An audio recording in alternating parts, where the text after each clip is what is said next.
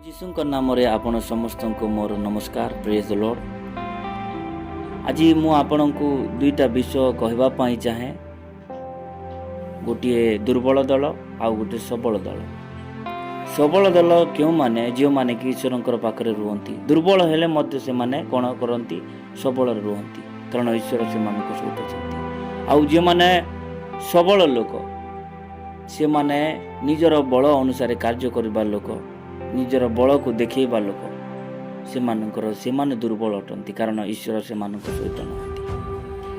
ଜିକରିୟା ପୁସ୍ତକ ତାର 12 ପର୍ବ 8 ପଦରେ ଲେଖା ଅଛି, ସେଦିନ ସଦାପ୍ରଭୁ ଜେରୁସାଲେମର ନିବାସୀଗଣକୁ ରକ୍ଷା କରିବେ ଓ ସେମାନଙ୍କ ମଧ୍ୟରେ ଯେଉଁ ଜନ ଦୁର୍ବଳ, ସେଦିନ ସେ ଦାଉଦ ପରି ହେବ ଓ ଦାଉଦ ବଂଶ ପରମେଶ୍ୱରଙ୍କର ପରି, ସେମାନଙ୍କର ଅଗ୍ରଗାମୀ ସଦାପ୍ରଭୁଙ୍କର ଦୂତ ପରି ହେବେ।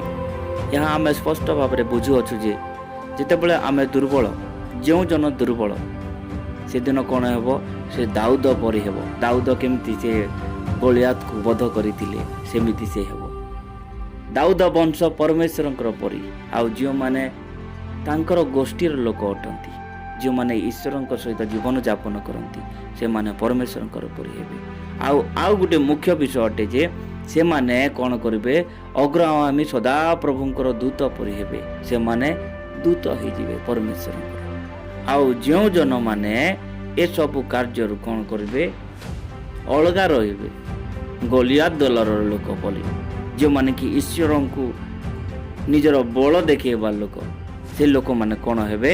ତାର 14 ପଦରେ ଲେଖା ଅଛି, ଅବଶିଷ୍ଟ ସମୁଦାୟ ଗୋଷ୍ଠୀ ମଧ୍ୟରୁ ପ୍ରତ୍ୟେକ ଗୋଷ୍ଠୀ ପୃଥକ ଓ ସେମାନଙ୍କର ସ୍ତ୍ରୀଗଣ ପୃଥକ ଶୋକ କରିବେ। ସେମାନେ କ'ଣ କରିବେ? ସ୍ୱାମୀ ଗୋଟେ ପଟେ କାନ୍ଦିବେ ଆଉ ସ୍ତ୍ରୀ ଗୋଟେ ପଟେ କାନ୍ଦିବେ। ଏମିତି ଶୋକ ସେମାନଙ୍କର ଜୀବନରେ ଆସିବ। ଆଉ ଏମିତି ସମୟ ବହୁତ ଦୂର ନାହିଁ, ପାଖେ ଆସିଲାଣି।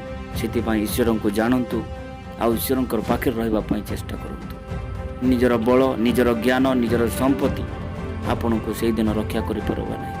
ଯେଉଁଦିନ ଆପଣ ନିରାଶ ହୋଇଯିବେ, ଯେଉଁଦିନ ଆପଣ ଶୋକ କରିବେ, ସେଇ ଦିନ ସକାଶୁ। ଧନ୍ୟବାଦ। ପ୍ରଭୁ ସମସ୍ତଙ୍କୁ ଆପଣଙ୍କୁ ଆଶୀର୍ବାଦ